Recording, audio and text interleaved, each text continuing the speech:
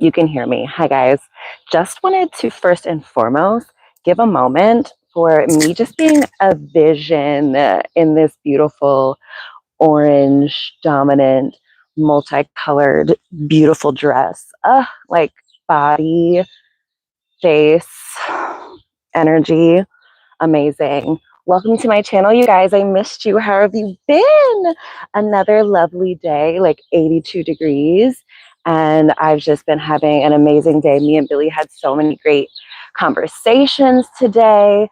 I had some delicious lunch, and I got to watch an episode of Twilight Zone, which got me to thinking about some stuff. Okay, so let me describe this episode for you. It's from the 80s or 90s version, the one with oh God, I always forget this man's name. It's not Lawrence Fishburne, but um, the other black man who runs the Twilight Zone, and it's not Jordan Peele. Somebody tell me that in the comments afterwards. But anyway, it's this episode with Jeremy Piven. He plays this telephone line guy who, like, at the beginning, he's in the truck with his buddy doing a scratch off, and he's like, I hope I win because I want to date their boss is this pretty blonde lady. He's like, I wish I could go on a date with this woman, but women like her, they need a man with money. And he did not consider himself a man with money, just very unlucky in that area. He thinks he comes from a family who is often in poverty. And so, yeah, he was just like, yeah, this woman is not going to be into me if I don't have money. All right. So then he gets struck by lightning. And when he's brought back to life, he now has the ability to, he can read people's minds if they're having like a strong emotion. Okay. So another thing that he said when he was like, I wish I had money. He said it was because money gives you spiritual freedom. It makes you spiritually free. Think about what that means for you. Okay. So then gets struck by lightning, brought back to life, has the ability to read people's minds. And so at first he's like, oh, what's going on? And then his friend is like, oh my gosh, let's use this to get some money. And so they go to, I don't know, Atlantic City or something, and they're like doing a card game. And at first he's like kind of not into it, but they get away with it. He loves that.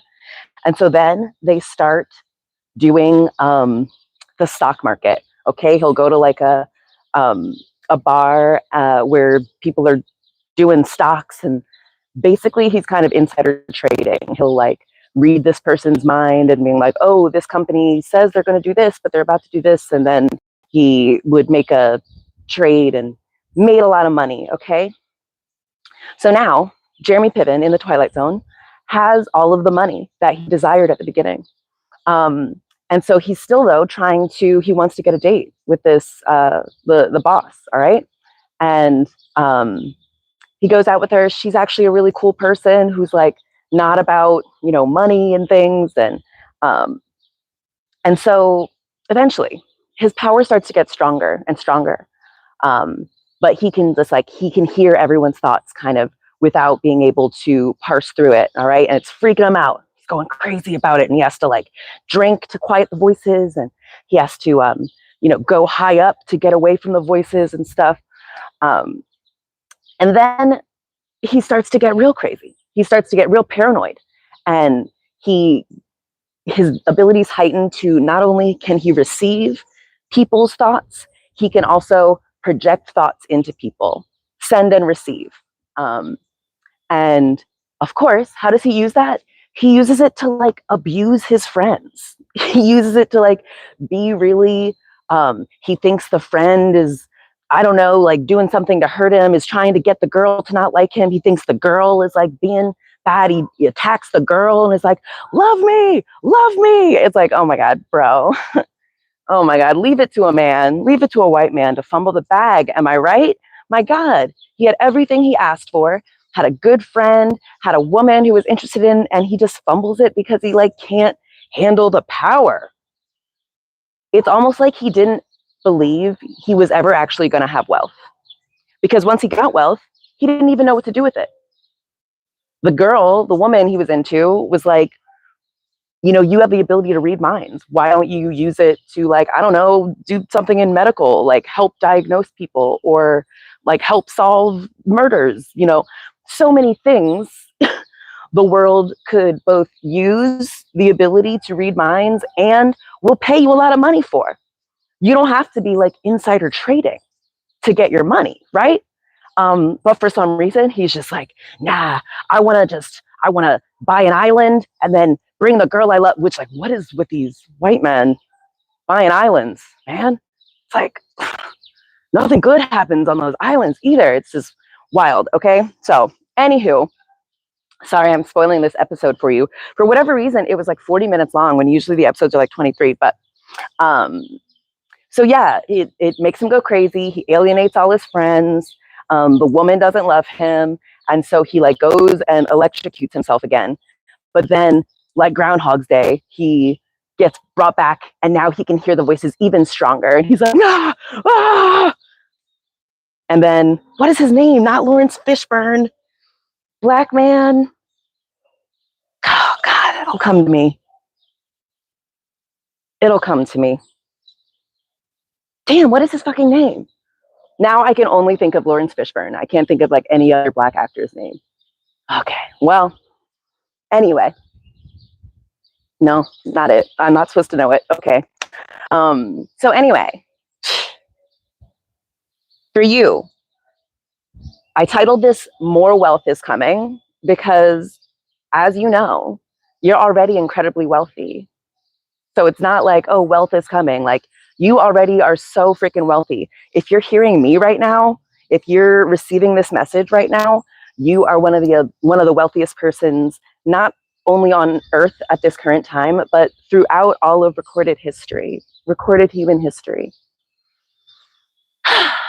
So if you know that more wealth is coming in, what do you want to do to ensure you don't fumble the bag like Jeremy Piven in the Twilight Zone episode I just described? And like many people, actually, there's a thing that like it's like a very high percentage. I'm going to say 75%. I don't know if that's true, but like I'm going to say it's that high.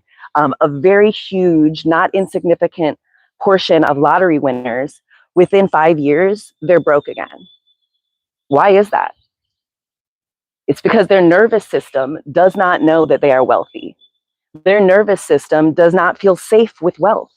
Their nervous system maybe has a lot of negative ideas about what wealth is, what it does to a person. Maybe they've told themselves, because they've seen lots of people use wealth to abuse and to coerce and to exploit, they assume that is what I must do. They still act like they're a person who is always in debt. They're like, oh, as soon as money comes in, it's going out again. Jeremy Piven in the Twilight Zone episode, he first thing he does when he like wins a lot of money is he trades in the girl's car, who he's not even dating her, trades in her car, steals it, and buys her this like fancy car. You know, I don't know nothing about cars, but and she's kind of like, what? So yeah, and then when she asks him straight up, she's like, why don't you like use your power for good? He just like he just like totally ignores her. Bro, I mean, like your only goal for getting money was to go on a date with this woman? That's wild. So make sure you are regulating your nervous system. Make sure you are not letting every time money comes in, your dopamine isn't spiking. You're not like, oh my God, money. Whoa. No, it's normal. It happens all the time. You are surrounded by wealth. Look at all this like growth that's around me. That is in the occult, the suit of pentacles, the element of earth. It's all about money, material wealth. And I don't know if you know anything about it, it's just infinite. And whenever I see like episodes like that, I'm just like, bro, one, white men are just not equipped to handle, their bodies are not equipped to handle the money and the power that we bestow upon them. Look at how it corrupts them. Literally, it corrupts them. It disintegrates them. They fall apart. So, sucks for them. But luckily, that's not you. You know more wealth is coming. You see the signs everywhere, all day, every day. And so you can just wait. You can just relax. When more does come in, when that surprise deposit comes in, when that check you didn't realize was coming came in, when that refund comes in, you're going to be like, oh yeah, great. Love that. Yes, thank you, universe. But expected. Beautiful, love it. But I knew it was coming. Awesome, great. What are you daydreaming about? What are you going to do with that money? If the money was already here, how would you be acting differently? How would you be acting on a regular Saturday? You'd probably be doing what I'm doing, which is just chilling and doing whatever I want, admiring how adorable I am. This dress also, I'm pretty sure my mom bought it for herself.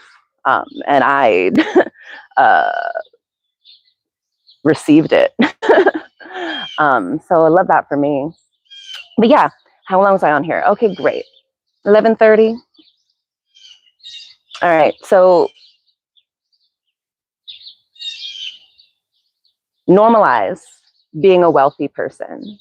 That's what I've really been doing for at least the past year, but certainly, the past months, just understanding that I am always resourced. I'm always living in overflow. I always have more than enough. I have more than what I need. I have more money than I know what to do with. And even though that's true, I'm not going to squander it. I'm not going to use it abusively because I know it just always comes back to me. I own the money. The money does not own me, right? It's a really beautiful day today. I love that. I hope tomorrow is just as beautiful, if not more. All right. I love you guys. So cute. Ugh, love me so much. Like, comment, subscribe.